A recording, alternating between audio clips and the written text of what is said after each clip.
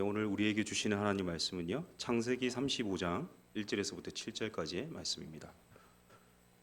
창세기 35장 1절에서부터 7절까지의 말씀입니다.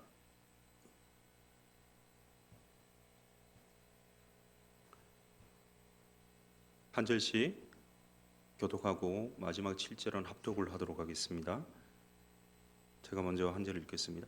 하나님이 야고보에게 이르시되 일어나 베델로 올라가서 거기 거주하며 내가 내 형 에서의 낯을 피하여 도망하던 때에 내게 나타났던 하나님께 거기서 제단을 쌓으라 하신지라.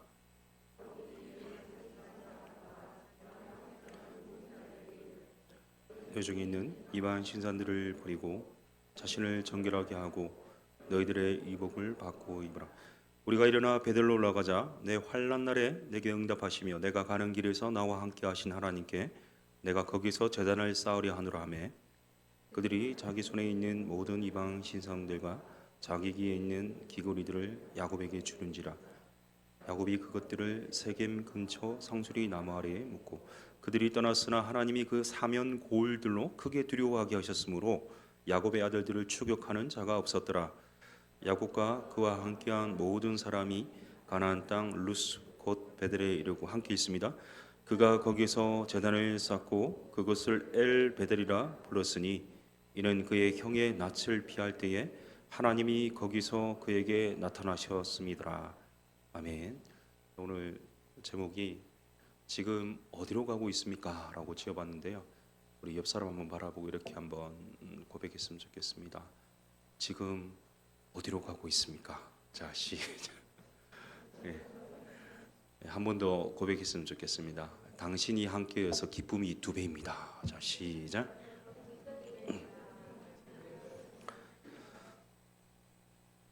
예, 그동안 조심한다고 조심했는데 막바지에 이르러서 확진이 되고 말았습니다.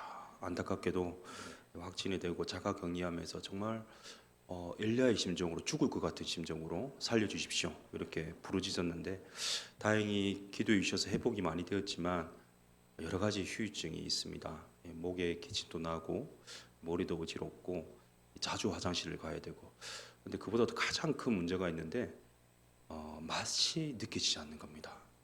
제 인생에서 이런 현상은 처음이라서 굉장히 당황하고 있습니다. 맛이 없으니까 별로 먹고 싶지 않습니다. 그런데 얼굴이 왜 그러냐? 부어서 그렇습니다. 못 먹어서 부어서 아파서 부어서 그렇습니다. 오늘 낮에 점심을 먹으러 이 교회 근처 한식 뷔페집 가고 있었는데요. 식당 근처에 갔을 때 띄워주시면요, 이런 편말을 봤습니다. 돈가스. 갑자기 돈가스가 먹고 싶어졌습니다. 제가 맛을 못 느끼기 때문에 별 맛을 못 느껴서 맛있는 게 없었는데 뷔페집 다 왔는데 돈가스가 먹고 싶었습니다. 그런데 우리가 지금 뷔페집에 가고 있었기 때문에 제가 먹고 싶다고 방향을 틀 수가 없어서 그냥 뷔페집을 갔습니다. 근데 보니까 그 반찬 중에 탕수육이 나왔더라고요. 아쉽긴 해도 튀긴 고기니까 뭐 괜찮을 것 같다 생각하고 있었습니다. 공대신 닭이지만. 그런데 우리 바로 앞줄 손님에게서 탕수육이 딱 떨어지는 겁니다. 네, 굉장히 난감했습니다. 그런데 이제 그 주인께서 새롭게 이제 반찬을 내오셨는데 혹시 무엇이었겠습니까? 돈가스였습니다. 네, 오늘 찬양을 짜고 한 건 아닌데 작은 신음에도 응답하신 하나님. 먹고 싶다고 하니까 하나님께서 이렇게 딱 메뉴까지 바꿔서 적절하게 딱 주셨습니다. 돈가스 하니까 생각나는 일이 있는데 제가 이전에 섬겼던 교회 제가 사택에 살았는데요. 그 사택이 상기슭이 있었습니다. 교회가 상기슭이 있어서 사택도 상기슭이 있었는데 이 밤이 되면 들개 소리도 나고 고라니도 집 앞으로 뛰어다니고 굉장히 자연 친화적인 곳이었습니다. 근데 아무래도 상기슭이 있다 보니까 이 배달이 되지 않았습니다. 어느 날 이제 사역을 마치고 집에 갔는데 좀 늦게 도착했습니다. 교회 안에 있지만 좀 늦게 나갔기 때문에 이 밤이 다 되었는데 아내도 식사를 하지 않았고 저도 밥을 먹지 않았는데 아내하고 저하고 마치 짜고 말하는 것처럼 돈가스가 먹고 싶다 이렇게 이야기를 했습니다. 그런데 이 배달이 안 되고 밤이 깊다 보니까 제가 사러 가기도 그렇고 이래서 그냥 다음에 한번 먹자고 이렇게 이야기하고 돌아서는데 그 밤에 문을 누가 두드리는 거야. 그래서 그 상기석에 산에 밤에 누가 올릴 사람도 없는데 문을 두드리길래 제가 문을 열어봤더니 어떤 아저씨였는데요. 그 아저씨가 하는 이야기가 지금 산에서 이 주문한 사람들이 있어서 이제 배달을 왔는데 제가 스마트폰을 놔두고 와서 지금 연락할 길이 없다. 혹시나 전화를 좀 빌려줄 수 있냐 이렇게 얘기하더라고요. 그래서 제가 이제 빌려드렸어요. 통화를 하시더라고요. 그리고는 이제 고맙다고 하고 이제 나가셨습니다. 자, 그리고 문을 닫고 돌아서는데 조금 있다가 또 누가 문을 쾅쾅쾅 두드리는 겁니다. 그래서 문을 열었더니 금방 그 아저씨입니다.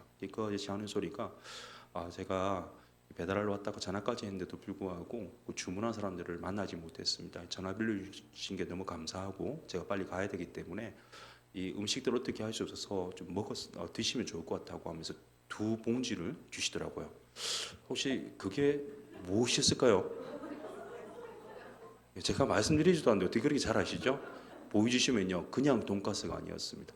치즈 돈가스, 등심 돈가스, 안심 돈가스, 생선가스, 옛날 돈가스, 모든 돈가스 두 봉다리 가득 주셨습니다. 할렐루야. 예, 하나님 신실하십니다. 작은 신음에도 응답하시죠. 오늘 본문에 야곱이 고백하는 하나님이 이런 하나님이세요. 환난 날에 내게 응답하신 하나님, 내가 가는 길에 함께 하신 하나님, 그리고 나를 그 어려운 가운데 구원하신 하나님, 이런 고백하고 있습니다. 오늘 이 말씀을 통해서 지금 우리가 어디에 서 있고 어디로 가고 있는지, 또 어디로 가야 하는지를 새롭게 돌아보고 결단하는 의의 시간 되시기를 간절히 바랍니다. 오늘 나누려고 하는 창세기 35장은요, 야곱의 생애 중 가장 중요한 장면 중에 하나입니다. 야곱의 생애는 베델에서 시작해서 베델로 끝난다 해도 과언이 아닐 것입니다. 야곱에게 있어서 베델은 어떤 곳이었습니까? 베델은요, 인생의 가장 낮은 밑바닥이었습니다. 실패의 자리였습니다. 형 에서의 분노를 피해서 가진 것 하나 없이, 동행하는 사람 하나 없이 미래가 보이지 않는 도망하다가 쓰러져 잠들었던 빈들이 바로 베델이었습니다. 인생의 가장 비참하고 무력하고 낮은 자리였죠. 그런데 그 베델에서 하나님이 나타나셔서 말씀해 주시고 만나 주셨습니다. 아브라함의 하나님, 이삭의 하나님, 할아버지의 하나님이고 아버지의 하나님이지만 나에게는 인격적인 만남이 없었는데 이제 하나님을 직접 만나게 된 때가 어디냐? 바로 이 베델이었습니다. 하나님을 만난 첫사랑의 감격을 경험한 곳, 바로 베델이었습니다. 하나님의 임재와 실제를 경험하고 하나님의 약속의 말씀, 임마누엘의 하나님 약속을 듣고는 그 가운데 미래와 소망을 가지며 새롭게 소원했던 것이 바로 베델이었습니다. 그 소원했던 세 가지가 있는데요. 하나는요, 여호와만이 나의 하나님이 되십니다. 두 번째는요, 이곳에 성소를 세우겠습니다. 세 번째는 하나님께 11조를 드리겠습니다. 이렇게 이 소원을 했습니다. 그리고 가나안 땅에 돌아오면 이 소원을 지키겠다고 했는데 이 소원을 한 지 30년이 지난 현재 야곱의 상황은 어땠을까? 야곱은 삼촌 라반의 손에서 이제 벗어났습니다. 가나안 땅으로 돌아와서는요, 이 세겜에 머물렀습니다. 이 세겜 땅에서 이제 에서와의 갈등도 화해하고 평안과 부요를 누리는 시간을 보냈습니다. 이 풍요로운 시간이 10년이 흐르고 있는 시간이었습니다. 이 모든 것이 술술 잘 풀리는 이 세겜에서 안주하고 있는 상황인데요. 어느 날 이 딸 디나가 강간당하는 사건이 일어납니다. 엎친 데 덮친 격이라고 이 딸에 대한, 또 자매에 대한, 또는 이 남매에 대한 이 복수심에 붙어서 야곱의 아들들이 세겜 백성들을 무참히 살육하는 사건이 이때라 일어났습니다. 그동안 쌓아왔던 이 부와 명예가 하루아침에 무너지는 그러한 상황이었습니다. 야곱은 절체절명의 위기에 처해 있었어요. 가족들을 데리고, 식솔들을 데리고 도망가지 않으면요, 그 가나안 땅 세겜 사람들에 의해서 목숨을 잃을 수도 있는 상황이었습니다. 하나님은요, 우리가 어려움과 고통 속에 하루하루 말라가며 세상의 온갖 시름과 패배의식 속에 살아가기를 원치 않으세요. 오히려 하나님은 우리에게 다른 걸 주기를 원하시거든요. 우리 말씀을 보겠습니다. 예레미야 29장 11절 말씀인데요. 함께 읽습니다. 시작.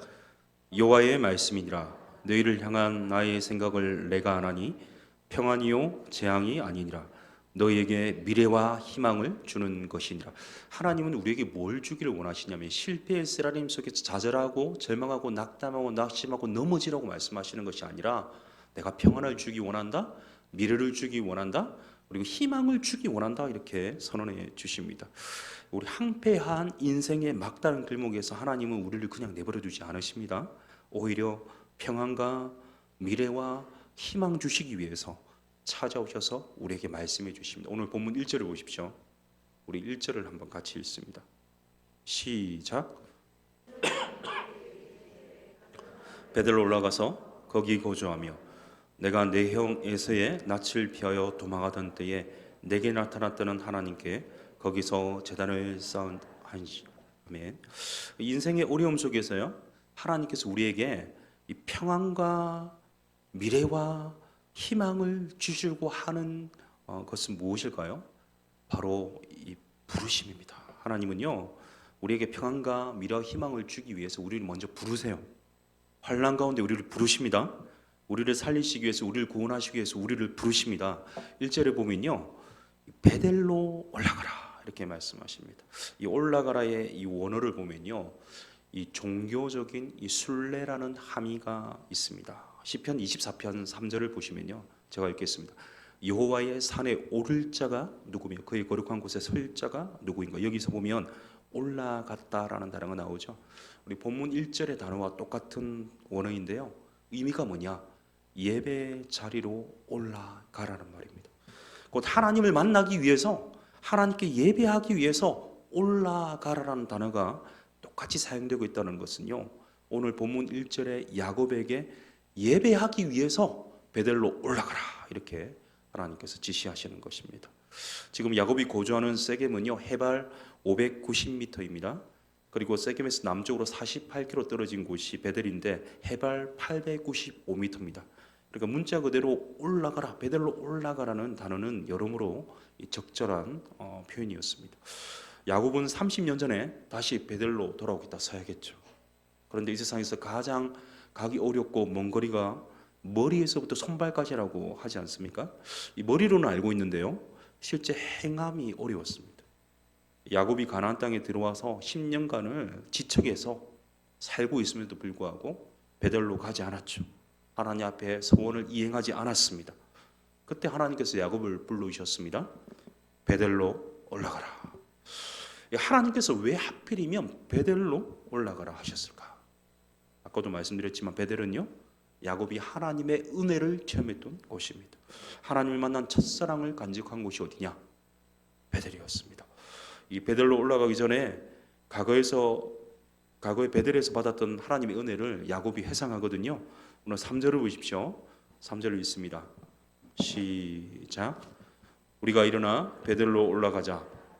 환난 날에 내게 응답하시며 내가 가는 길에서 나와 함께 하신 하나님께 내가 거기서 제단을 쌓으려 하노라 하매. 아멘. 여기 보시면 내 환난 날에 내게 응답하시며 내가 가는 길에서 나와 함께 하신 하나님, 이런 고백을 하고 있습니다. 야곱이 환난을 당하여 가장 힘든 길을 걸어갈 때 베델에서 만나주신 분이 하나님이셨어요. 야곱에게 베델은 아까도 말씀드린 것처럼 인생의 가장 밑바닥이었습니다. 빈들에 쓰러져 정서없이 떠나는 이 도망길에서 누워있던 곳이 베델이었습니다. 혹시라도 에서가 부하를 보내서 죽이려 든다면 꼼짝없이 죽을 수밖에 없는 그런 상황이었는데, 오히려 그런 절체절명의 위기 상황 속에서 하나님께서 야곱에게 나타나시고 야곱을 만나주시고 야곱을 축복해 주시고 야곱에게 약속해 주셨습니다. 야곱에게 베델은요, 살아계신 하나님을 체험한 곳이죠. 모태 신앙으로 자랐지만 하나님을 인격적으로 만나지 못했는데 이때야 비로소 이 하나님 만납니다. 생생하게 살아계신 하나님을 체험하게 됩니다. 또한 이 베델은 야곱에게 있어서 혼신한 장소였습니다. 가장 낮은 자리에서 가장 놀라운 은혜로 만나주신 하나님, 생생하게 만나주신 하나님에게 세 가지 소원을 했었죠. 야곱은 이 베델로 올라가라는 하나님 말씀 들을 때요, 과거에 베델에서 받았던 은혜를 회상했습니다. 예, 저도 모태신앙인데요. 저는 조금 늦게 이 성령 충만함을 체험했습니다. 예수님 믿을 때 성령이 우리 가운데 내주하십니다. 근데 성령이 내주하시는 것과 성령 충만은 좀 다른 개념입니다. 성령 충만한 경험이 우리에게 필요하죠. 제가 대학부 올라가서 20살 수련회 때, 겨울 수련회 때 예수님을 인격적으로 만나게 됩니다. 그때 놀라운 은혜를 체험하고 경험했는데요. 제가 군대를 갔다 와서 이제 대학을 복학하고 고등부 교사를 섬기게 됩니다. 고등부 이제 겨울 수련회를 따라가게 되었어요. 제가 그 교사로서 학생들을 이끌고 이제 같이 수련회에 참석했는데 저녁 경건의 시간에 이제 말씀을 듣고 기도하는 가운데 이 성령께서 저에게 찾아와 주셨습니다. 성령 충만한 임재를 체험케 하셨어요. 성령 만나니까 어떤 것이 제일 먼저 일어나는 현상이냐면 이 죄를 토설하기 시작합니다. 저는 굉장히 모범적인 삶을 살았고 착하게 살았다고 자부하던 인생이었는데 제가 추악한 죄인이구나, 정말 죄인 중에 개수구나 깨달았습니다. 성령께서 낱낱이 저의 실상을 보게 하셨고 모든 죄악을 토설하게 하기 시작하셨습니다. 그때부터 제가 교사로서 왔다라는 사실을 망각하고 이제 학생들을 제쳐놓고요, 제가 무릎 꿇고 눈 감고 회개하며 기도하기 시작했는데 눈물과 콧물이 계속 쏟아지기 시작했습니다. 부르짖으면서 마치 괴물처럼 개성을 내면서 기도하고 회개하기 시작했는데 어느 순간 되니까요, 하나님께서 평안을 주시더라고요. 그리고 천국의 기쁨을 경험하게 되었습니다. 그리고 하나님의 이 놀라운 샘솟는 은혜를 체험하면서 이제 눈을 뜨게 되었어요. 근데 눈을 떠 보니까요, 아침이더라고요. 이 밤 경건회 때 제가 기도하기 시작했는데 얼마 지나지 않았던 것 같은데 이미 밤새도록 하나님께 토설하고 회개하고 회개해도 그렇게 많은 죄악이 있었다는 사실을 새삼 놀랐던 기억이 있습니다. 그 수련의 장소가 어딘지는 제가 잊어버렸어요. 그리고 그때 강사가 누군지도 모르겠습니다. 그런데 그때 만났던 하나님의 은혜, 성령 충만함은 지금도 잊을 수가 없습니다. 성도님 여러분들 한번 삶을 한번 반추해 보시길 바랍니다. 삶의 지나온 궤적을 회상해 보십시오. 여러분에게 베델은 어디였습니까? 그것이 반드시 장소로 한정되지는 않습니다. 어떤 상황일 수도 있습니다. 여러분의 베델은 어디였습니까? 여러분의 베델은 언제였습니까? 우리는 항상 주님을 처음 만난 그 감격을 되살려야 합니다. 주님과 내가 처음 만났던 그 놀라운 하나님의 사랑, 무조건적인 용서에 감격하며 눈물 흘리고 기뻐했던 그 시간들을 회복해야 합니다. 이 하나님 만났을 때, 하나님 성령을 체험할 때 죄인임을 깨닫게 되죠. 내가 잘난 줄 알고 달려왔는데 이 모양 이 꼴밖에 되지 않는구나. 이제 보니 내가 죄인 중에 개수구나. 마른 막대기보다 못하고 지푸라기보다 못한 존재구나.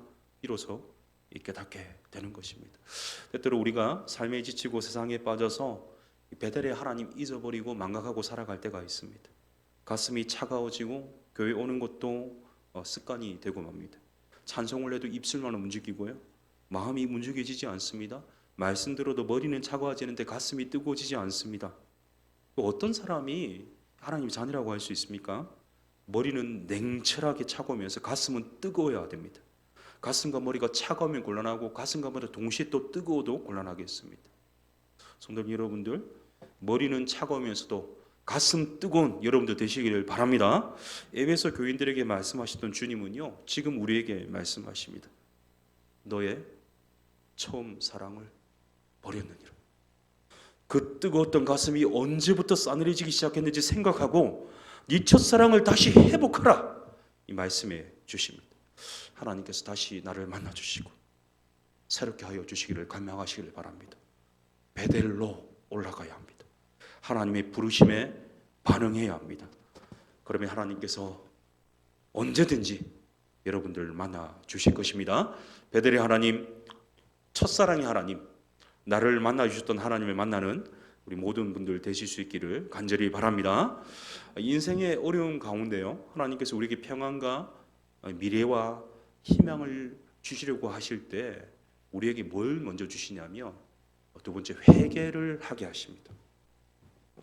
야곱은요 베델로 올라가라는 하나님 말씀을 듣고 삶을 새롭게 정리하거든요.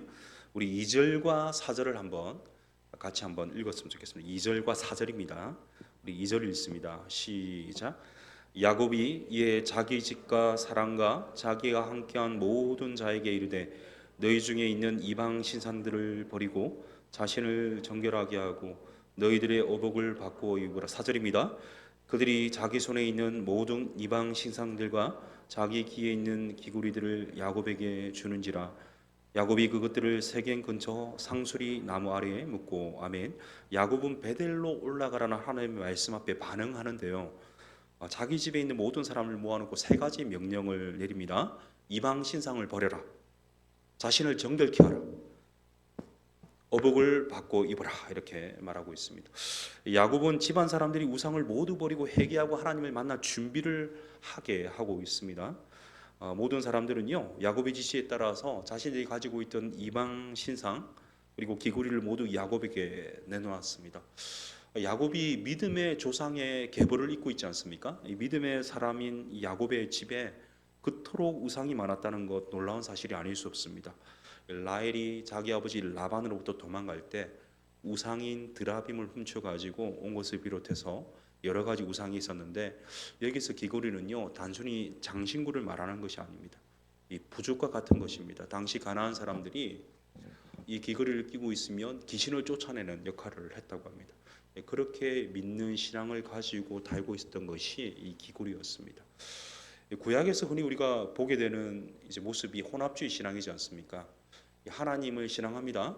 근데 또 반면에 바알과 아세라도 동시에 신앙합니다. 야곱의 가정도 이와 별반 다르지 않았습니다. 야곱의 가족들은 형식적으로 하나님께 예배드렸고요. 하나님 찬양했지만 집안 구석구석마다 우상을 가지고 있었습니다. 그런데 이 모든 우상과 기고리와 같은 장신구들을 이 상수리 나무, 세겜 땅 상수리 나무 아래 이 파묻게 됩니다. 이것은요, 이 마음을 정결케 하는 표식이고 결단입니다. 야곱은 하나님과 세상의 틈바구니에서 양다리를 걸치고 살아온 것을 회개하고요, 엉거주춤한 삶을 깨끗이 청산합니다. 하나님 기뻐하시는 사람이 되기로 하나님 만나기로 작정한 거예요. 앞서도 언급했지만 이 세상에서 가장 거리가 멀고 가기 어려운 것이 뭐냐 머리에서부터 손발까지입니다. 이 머리로는 알고 있는데 실제 행함이 어려워요. 회개가 무엇입니까? 입술의 고백으로 고치는 것이 아니라 머리의 고백으로 고치는 것이 아니라 삶의 고백과 변화와 결단으로 이어지는 것이 회개입니다. 오늘 우리 자신을 한번 반추해 보십시오. 우리 가운데 우리 삶을 새롭게 해야 할 부분이 혹시 없습니까?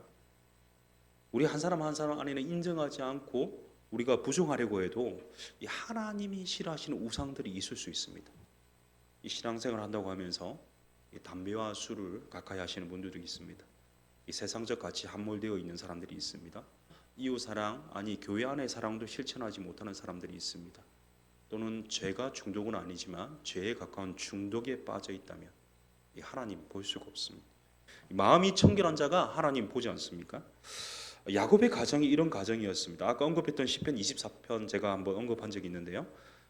그 베델로 올라가라 할 때 올라가라 이렇게 여호와의 산에 오를 자 누구냐 이렇게 말했는데요. 이 질문이 여호와의 산에 오를 자 누구겠느냐 시편 24편이 질문하는데요. 거기에 대한 답변이 4절이거든요. 시편 24편 4절 한번 같이 읽습니다. 시작.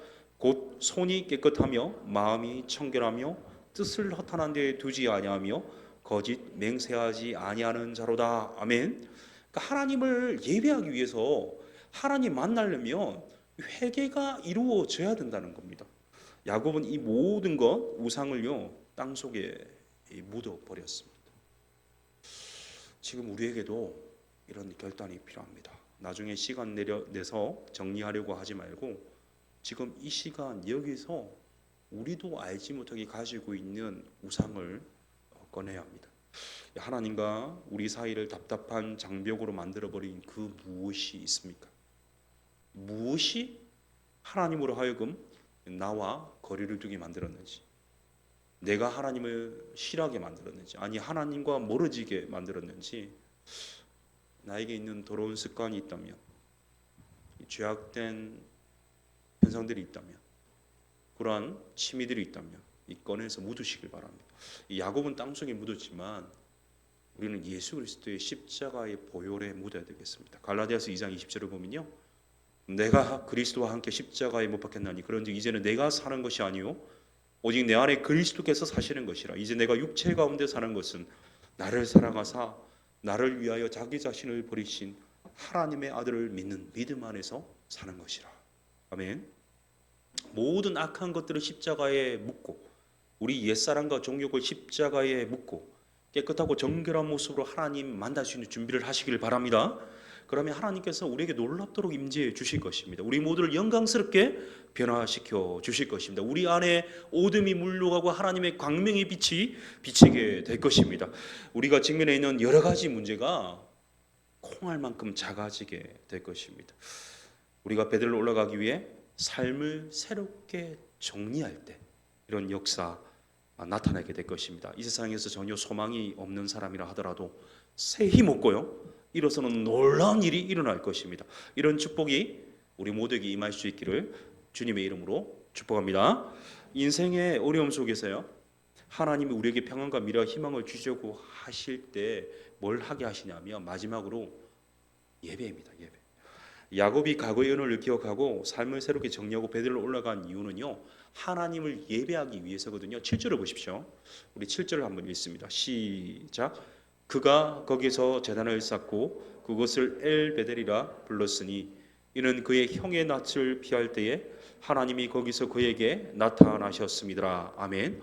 하나님께서 지켜주심으로 하나님이 쫓는 자들을 두려워하게 만드셔서 야곱 일행이 무사히 베델에 도착하게 되었습니다.